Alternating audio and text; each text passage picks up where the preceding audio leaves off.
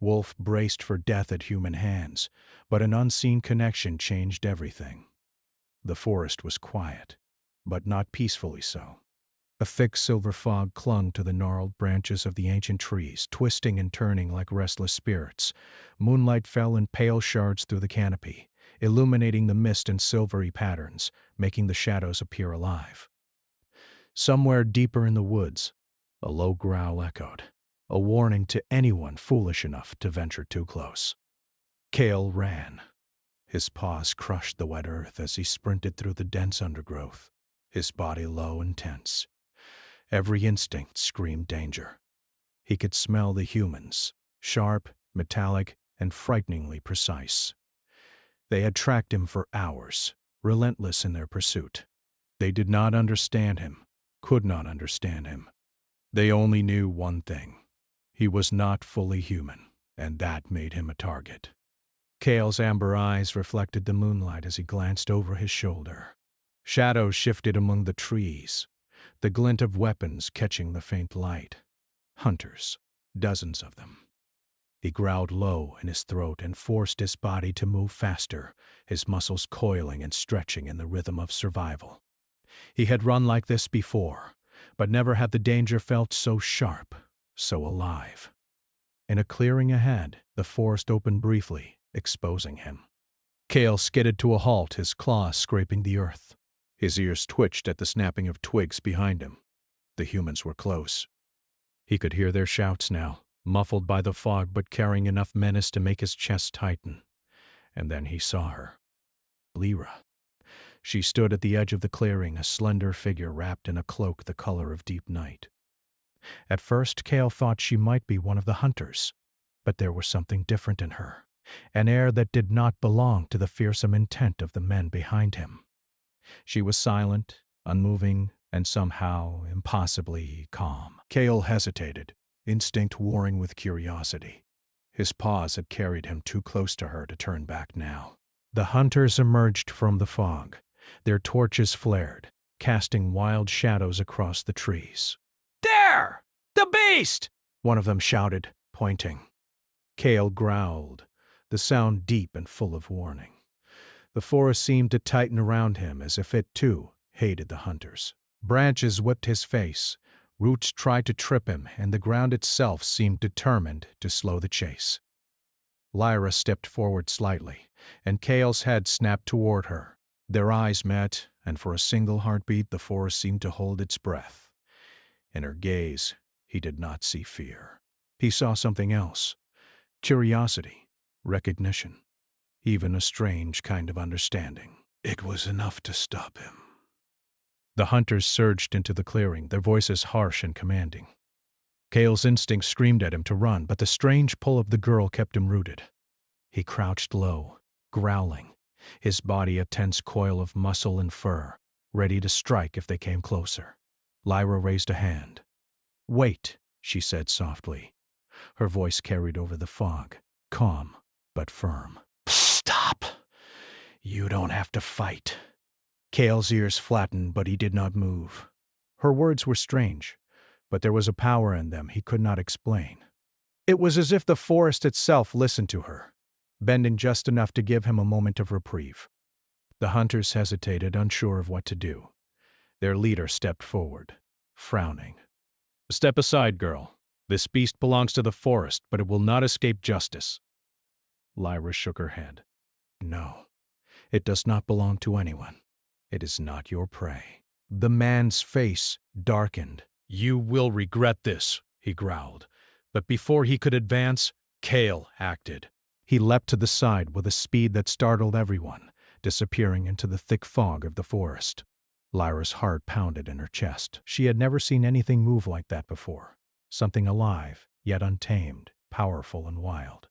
She felt a pang of something she did not understand. Fear, awe, and a strange, unspoken longing. Cale ran through the forest, glancing back once. She was still standing there, alone, yet unafraid. His chest tightened. He had never trusted a human before. And yet, in that brief moment, something in him shifted. Something fragile and dangerous, like a spark in the darkness. They fled deeper into the forest and the hunters chased him, but Lyra stayed behind. She picked up a small token on the ground, a piece of dark fur caught on a broken branch. She held it close, her mind racing with questions. Who, or what, was that creature? Why had she felt, in that instant, a strange connection to him? The fog thickened around her, curling around her cloak as if the forest itself whispered secrets. She shivered, not entirely from cold. There was magic here, ancient, hidden, dangerous. She could feel it tugging at her in subtle, impossible ways. Hours passed, though time felt suspended in the fog and shadow. Lyra followed the faint signs Cale had left, broken branches, paw prints, the whisper of movement through the underbrush. Every now and then she glimpsed him, a shadow slipping between trees, a glint of amber eyes watching her from the darkness. And every time their eyes met, her heart clenched with the same strange recognition, the same silent question. Why did she feel that he was meant for her? Cale, for his part, could not stop thinking about her. Her calm courage, the way she had raised her voice yet caused no harm. How was it possible that a human could feel so different from the others? He had always been alone. Humans had hunted him, feared him, tried to destroy him, and yet she had not. She had not even screamed. The forest grew darker. Mist rolled along the ground like liquid silver. Owls called to one another in the distance, and somewhere a fox barked. Kyle pressed against the shadows, muscles tense, listening. He knew he could not stay in one place for long. The hunters were still behind him, and if they caught him, it would be the end.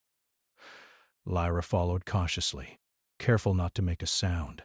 Her hands brushed against the rough bark of trees, grounding herself in the world around her. She did not know why she was drawn so strongly to this creature, why her chest felt as if it would break from longing and fear both. But she knew one thing.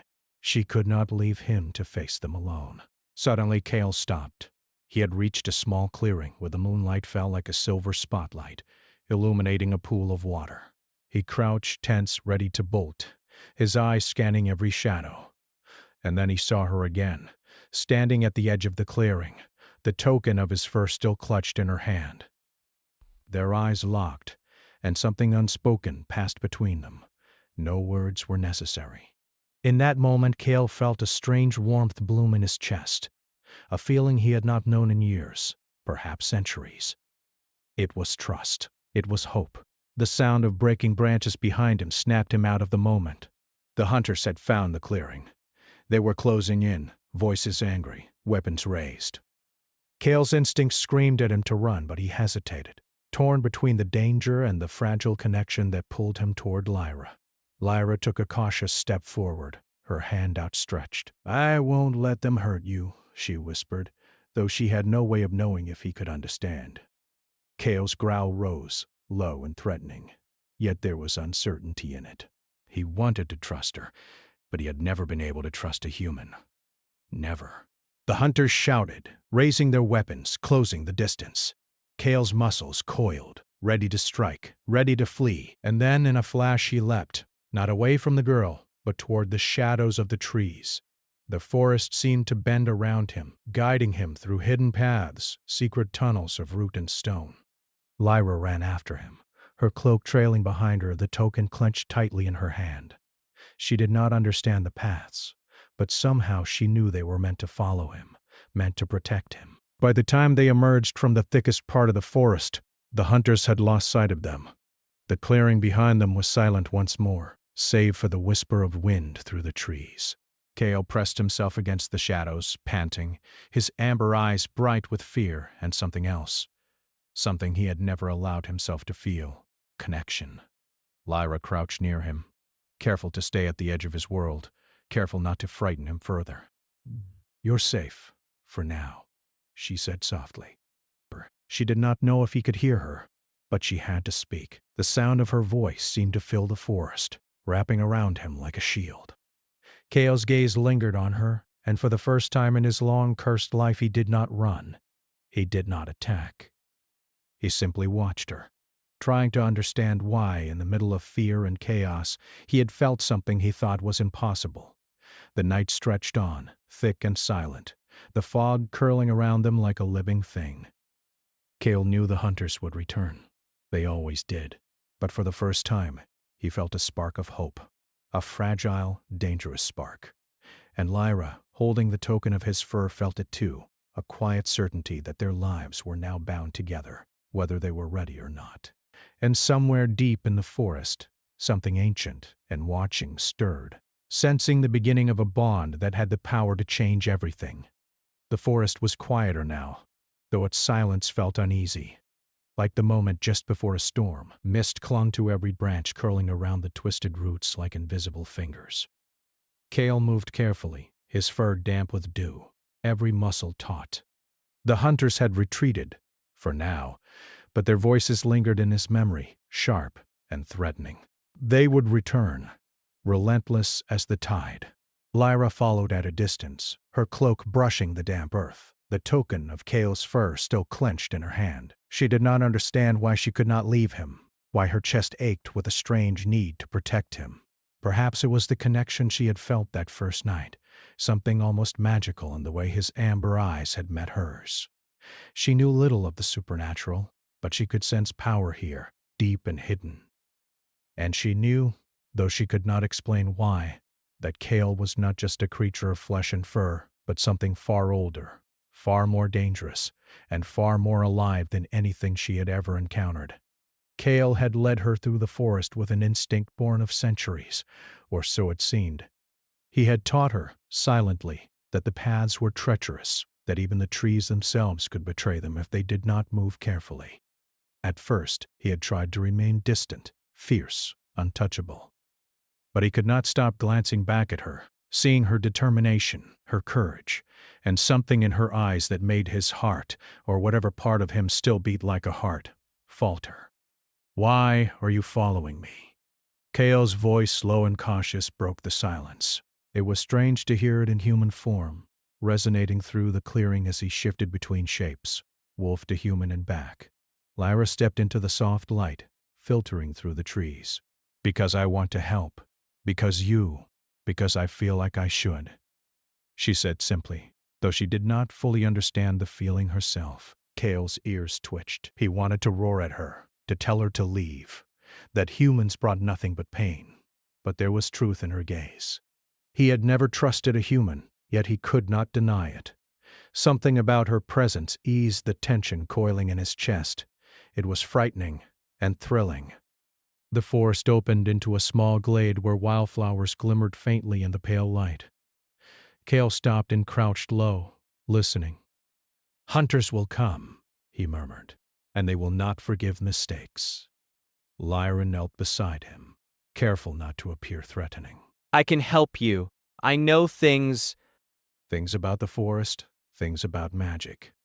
She hesitated, uncertain if he would believe her. I think we're connected somehow. Something about you. It's familiar." Cale's amber eyes narrowed, a mixture of caution and curiosity. Familiar? That word stirred something deep inside him, a memory long buried beneath the weight of centuries. He had been human once, though that part of himself had almost been forgotten, locked away behind instinct and survival. And yet her words brushed against that memory, teasing it awake. "You know nothing of what I am," he said softly, almost to himself, though his voice carried the warning of a predator. "You do not understand the curse I bear. Humans cannot be trusted." Lyra's eyes softened. "I don't know what you are, Cale, but I know that you are not just a beast, and you are not alone anymore." "Not if you let me stand with you." The mist swirled around them as if curious. The leaves rustled with gentle whispers, and somewhere distant, the call of an owl echoed like a warning. Cale felt a pull, a deep, strange tug in his chest, and for a moment he allowed himself to imagine trust, to imagine companionship. It was dangerous, and yet he did not turn away.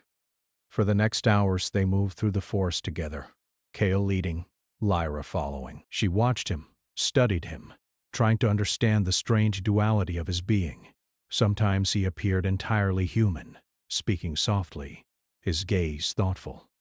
Other times instinct took over, and he shifted into the wolf, sleek and terrifyingly powerful, his movements a blur through the trees. Kale kept her close yet at a careful distance. There were moments when he would vanish into the shadows, only to return silently, his amber eyes glowing with warning. He had never let a human approach him like this. Something about her defied the rules he had lived by for so long. Night fell, the moon rising heavy and pale in the sky. They reached a hidden grove, a place untouched by hunters or humans for centuries. Here, the magic of the forest was thick, palpable, almost breathing. Strange flowers glimmered faintly, and the air felt charged, humming with energy Kale could feel even in his wolf form. Why are you here? He asked, voice low and cautious. Lyra glanced around the grove. I came because I think we're meant to meet. I don't know why, but something in me told me that you are part of something bigger, that you need help. Kale's ears twitched, and his fur rose slightly along his back. She spoke of things he did not understand, yet he could feel the truth behind her words. It was as if the forest itself whispered the same, though he did not dare admit it aloud. The silence between them was broken by a sudden rustling. Kale's body tensed instantly, every muscle ready for attack. Lyra froze beside him. From the shadows emerged not a hunter, but a creature of the forest, a guardian of some forgotten kind, eyes glowing faintly in the dark. It did not move aggressively. Instead, it circled them, observing, almost as if judging their worthiness.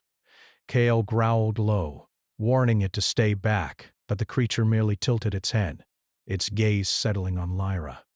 Then, almost imperceptibly, it vanished into the night. Lyra swallowed. It knows me, she whispered. She did not know why the thought made her heart race. I think it recognizes me. Kael's ears flattened. Recognition was dangerous.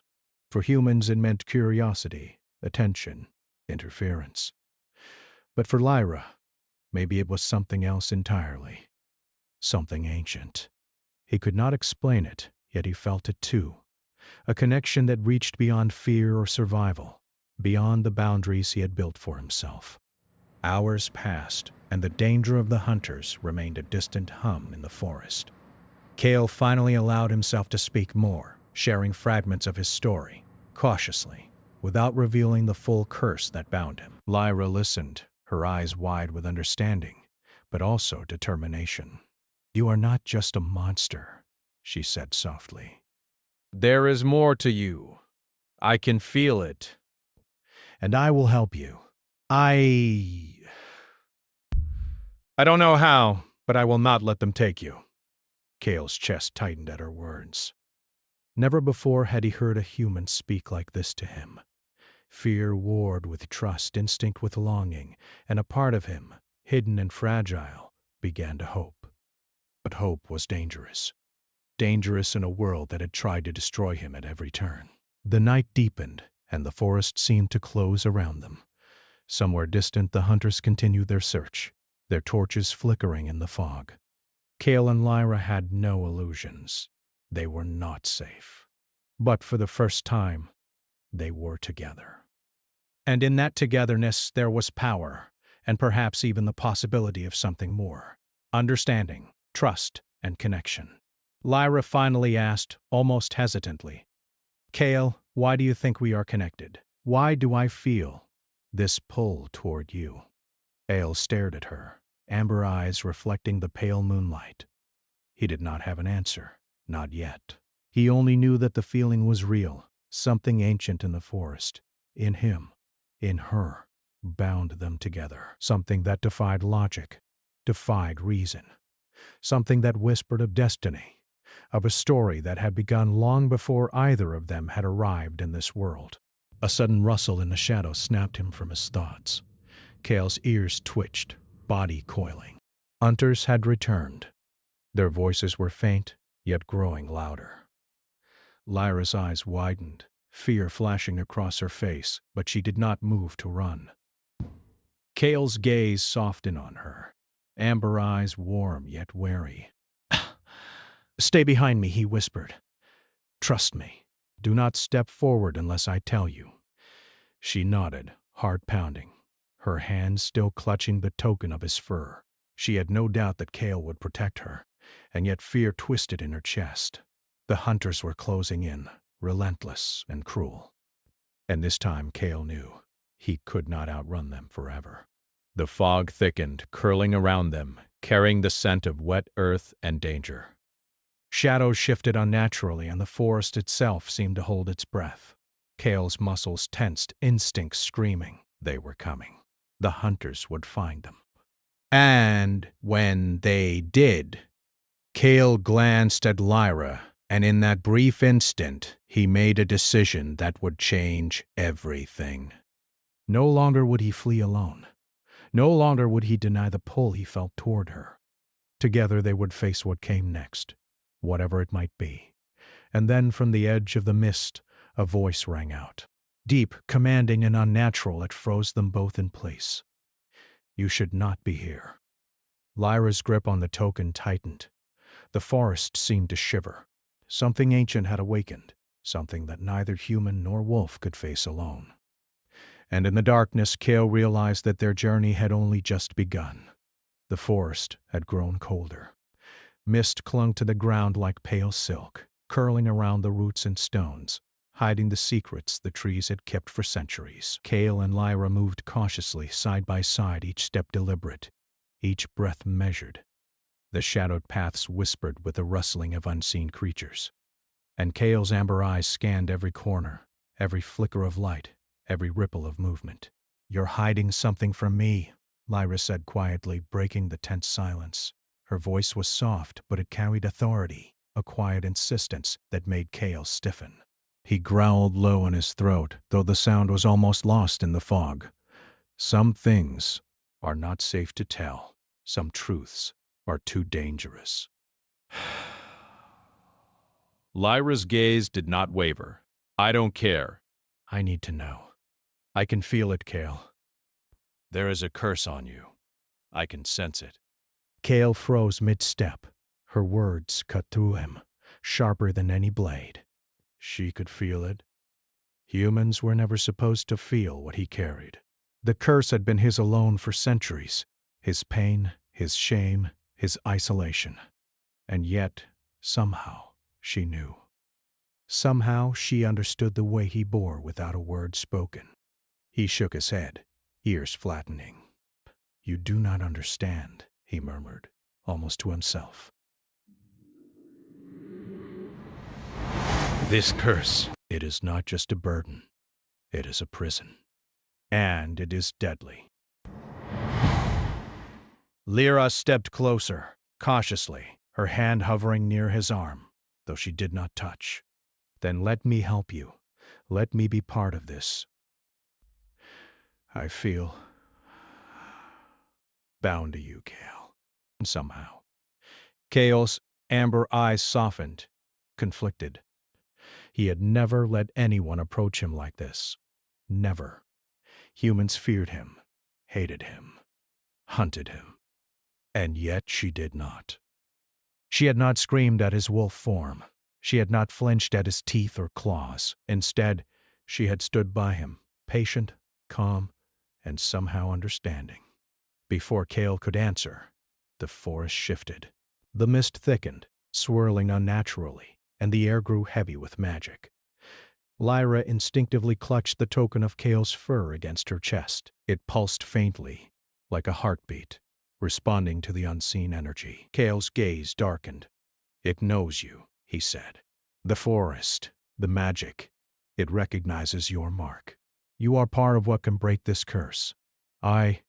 He stopped, words choking in his throat. Lyra's eyes widened. "Break the curse? You mean you can become human again?" Kale nodded, but the movement was slow, hesitant. "Yes, but it is not simple. It is not safe. To lift the curse, I must confront the pain, the betrayal, everything that made me what I am now. And there are those who will stop us. Hunters, Yes, but also others, creatures of the forest who guard the old magic. They do not forgive easily. Lyra swallowed.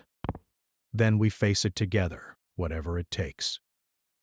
Kale's amber eyes searched hers, and for a moment he saw something that made his heart, or what remained of it, quake.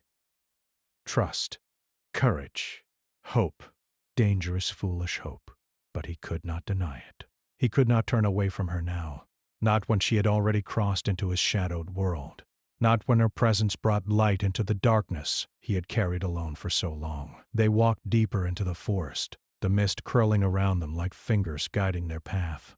Strange flowers glimmered faintly along the way, and the air thrummed with ancient magic. Kale could feel it now, pulsing stronger with each step they took together.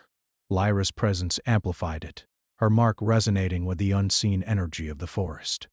"This place, it's alive," Lyra whispered, "like it knows us." Kale did not answer. Instead, he led her to a grove encircled by towering stones, etched with runes worn by time. The air shimmered, charged with power. Here, the magic of the forest was no longer subtle. It pressed against them, heavy, almost suffocating. He crouched beside the largest stone, tracing the worn carvings with his fingers. This is where it began," he murmured. "Where I became what I am, and where it must end." Lyra knelt beside him, her hand brushing his. A jolt of energy passed between them, warm and electric, and Kale's fur rippled involuntarily, the wolf within stirring. He drew back slightly, wary, but she did not flinch. Instead, she mirrored his caution, her hand hovering near his in silent understanding. "You are not alone anymore," she said softly. "And you do not have to face this alone. Not if you let me." Kale's amber eyes darkened with emotion. He wanted to speak, to warn her away, to tell her that humans brought nothing but pain. But he could not. Her presence was like a tether, pulling him back from the edge of his centuries-long isolation. And for the first time he dared to imagine. Trust! A sudden crack of branches startled them both. Kale's muscles coiled, every sense alert. Shadows shifted unnaturally among the trees. Something approached, something not human. From the mist emerged a figure, tall and cloaked, with eyes that glimmered faintly red. The aura around it was thick with old magic, powerful and unyielding. Kale growled low, a warning that trembled through the grove. Lyra's fingers tightened on the token of his fur. "You dare step into the sacred grove," the figure said, voice echoing like wind through stone. "You defy the balance, wolf and human alike. You do not belong here." "We belong wherever we choose," he said, his voice low but firm. "We are not your prey." The figure tilted its head, as if amused. "Brave, foolish, the curse you carry is not yours alone to bear. The forest will not forgive weakness." Lyra stepped closer to Kale, though she stayed behind his protective stance. "We are not weak," she said.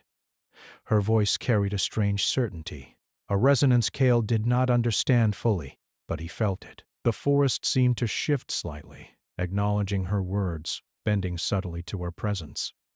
The figure's eyes glowed brighter. "Then prove it," it said, and with a movement too fast to track it vanished, leaving behind only a ripple in the mist and a sense of deep, lingering danger. Kale's body relaxed slightly, though his instincts remained tense. "That was a guardian," he said, voice low. "One of many. They test those who seek to lift a curse. We will face more of them, and we will not fail." Lyra nodded, her hand brushing his once more. A silent promise. "We won't," she said. "Together." Kale's chest tightened. He had never let anyone stand with him like this, never trusted anyone enough to fight beside them, and yet he felt a fragile warmth, almost like hope, stirring inside him. As night deepened, they made camp in a hollow beneath the roots of an ancient oak. Lyra gathered wood for a small fire while Kale stood watch, ears twitching, eyes scanning the shadows. Every sound made him tense. but he could not shake the strange sense of security that came with her near. "Kale," Lyra said finally, settling beside the flickering fire. "Tell me about the curse. Why were you turned into a wolf?" Kayal's amber eyes reflected the firelight. He hesitated, the words heavy on his tongue. "I was betrayed," he said finally, "by someone I trusted. Magic, cruel, old magic, bound me in this form. Every year, every century, I have carried the weight of it. I have killed and survived hiding from humans, hiding from life itself, because to trust is to invite death." Lyra reached out, her hand hovering near his. "And yet you trust me." Kale looked at her, and for a moment he saw more than just a human standing there. He saw a chance at redemption, a chance at life, a chance at something he had believed impossible, connection. Before he could speak, a distant shout echoed through the forest. The hunters had returned, or perhaps something worse. Kale's ears twitched, every muscle coiling, every instinct screaming. Lyra clutched the token tightly, heart pounding. Kale leaned close, voice low and urgent. "We have no time. You must stay close, trust me completely. The curse, the forest, everything we face now is dangerous, but we face it together." Lyra nodded, fear mingling with determination. "I'm ready." Kale's amber eyes softened as he studied her face. He had lived centuries alone, and yet in this fleeting moment, he felt something fragile, powerful, and terrifying. Hope. The forest shifted around them, alive and watching. And in the distance, beyond the mist, a darker presence stirred, drawn by the bond they had begun to forge. The forest had become a living storm of shadow and magic. The mist swirled like restless spirits twisting around the ancient trees, carrying whispers of long-forgotten power. The air was thick, charged, almost painful to breathe. Kale stood in the center of a clearing, muscles coiled, amber eyes blazing. He could feel the forest watching, judging and testing him. Lyra stood beside him, the token of his fur clutched tightly in her hands. Her heart raced, but she did not flinch. She had come this far and she would not turn back now. She could feel the forest's power responding to her presence, the mark on her arm glowing faintly, pulsing in rhythm with the pulse of the earth beneath them. "Are you ready?" Kyle asked, his voice low, tight with tension. He had never spoken so openly to anyone, never revealed the depth of his fear and hope together. Lyra nodded. "I am. Whatever it takes, we do it together." The mist parted suddenly, and a low, deep growl echoed through the clearing. Shadows shifted, coalescing into shapes that seemed older than time itself. Guardian spirits of the forest, creatures of bark and bone, eyes like coals, had arrived to test them. Kale growled, muscles coiled like springs ready to snap. "They will not yield," he said quietly, almost to himself. "Not until they know we are worthy." Lyra's hand found his, their fingers brushing, and a jolt of warmth passed through both of them. It was not magic, not entirely. This was the bond that had grown between them, the trust and understanding that had formed over nights of fear, flight, and shared danger. Kale had never allowed himself to feel such closeness. And now, at the edge of everything, he could not deny it.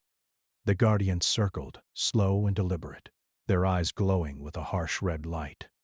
Kale shifted, wolf form rising around him, fur bristling, teeth bared, claws scraping the damp earth. But he did not attack. Instead, he waited, tense and watchful. Lyra remained beside him, her gaze steady, her presence a shield of calm. One of the guardians stepped forward, towering and impossibly wide, eyes burning with judgment. "To lift the curse," it said, voice like gravel, "the wolf must confront the past. Pain, betrayal, and fear must be faced. Only then can the bond of the marked break what has been bound for centuries." Gael's ears flattened, and a growl rumbled deep in his chest. The past, the memory of betrayal, of loss, of being trapped in this form, it clawed at him. Pain rose like fire through his veins, threatening to consume him, to make him retreat into instinct, into the safety of being a wolf alone. Lyra's hand touched his shoulder, warm, grounding. "You are not alone, Kale. I am here. I will not leave you." He looked into her eyes, amber meeting deep brown, and something broke inside him. Fear, shame, guilt, they all came flooding forward, but so did hope. He could survive this curse, this pain, with her. She was the anchor he had never known he needed. The first test came in the form of a vision, projected by the forest itself. Shadows swirled, forming images of his past, the betrayal of the human who had cursed him, the death and sorrow that followed, the endless years of hunting and running. Kale fell to his knees, claws digging into the earth. The wolf within him roared, a sound of anguish and fury, as centuries of grief poured out. Lyra knelt beside him, holding his hands, grounding him in the present. "Face it," she whispered. "You survived all of that. You are stronger than the curse, stronger than the pain. And you are not alone." Kale's body trembled, and for a moment he wanted to give in, to sink into the wolf and let instinct take over. But he felt her there, her heartbeat steady, her hand warm. He took a deep breath, letting her courage flow into him. He rose, trembling, and faced the vision head on.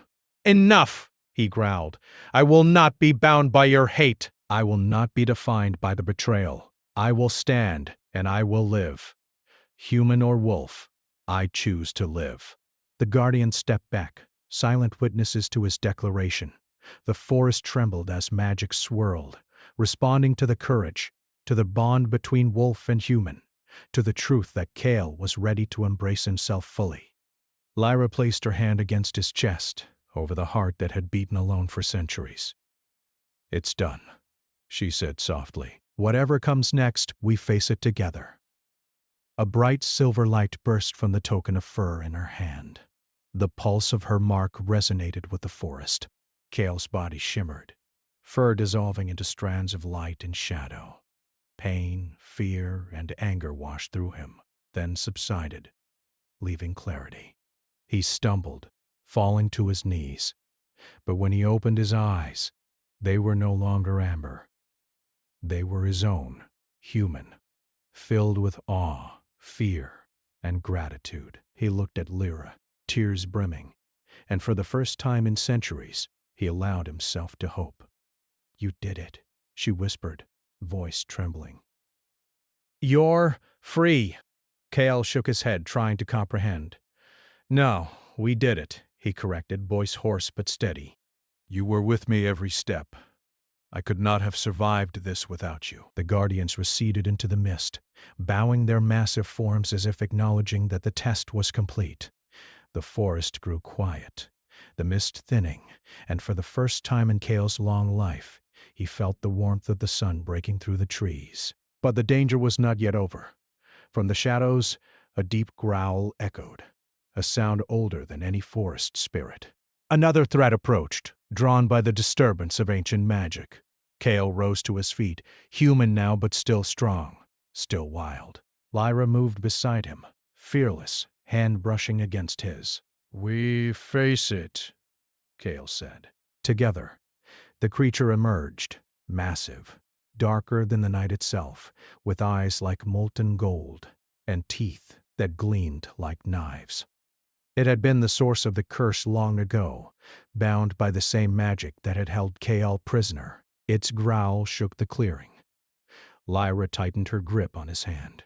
"Whatever it is, we face it together," she repeated. Kale nodded, feeling the wolf within him stir, blending with his human strength. He did not fear it. He had survived centuries of hatred, betrayal, and solitude. He had found trust and connection in Lyra, and now he had the courage to face the final test. The creature lunged. Kyle moved with speed and precision, a blend of human strength and wolf agility.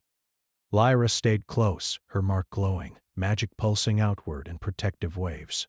Together they dodged, struck, and endured the assault. Every movement was synchronized, instinctive, born of the bond forged in shadow and fear. Finally, Kale stood before the creature, chest heaving.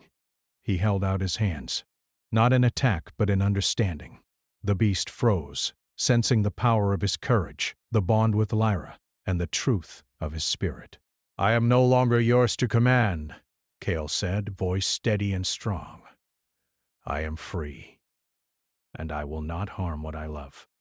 For a moment, the creature hesitated. Then it bowed its massive head and dissolved into a mist of shadows, fading into the forest forever.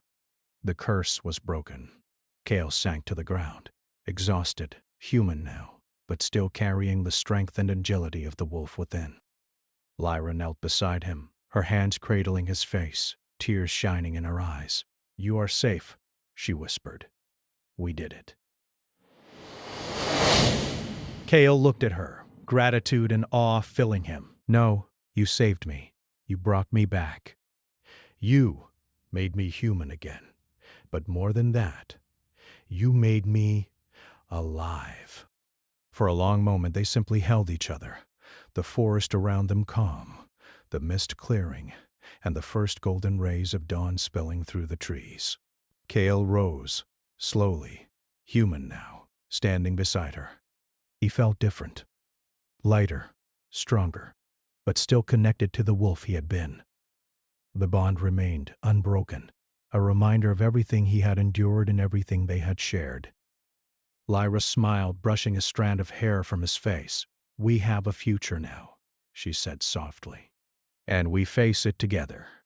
Kale took her hand, squeezing it gently. "Together," he agreed.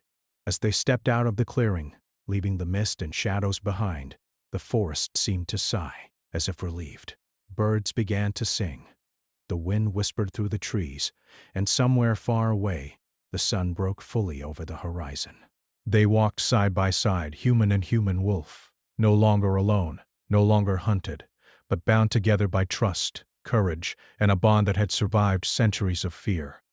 Their journey was far from over, but for the first time they knew that whatever came next, they would face it as one. And in the heart of the forest, the story of a wolf braced for death at human hands, and the unseen connection that changed everything, had become legend, a myth of courage, redemption, and love that would echo through the trees forever.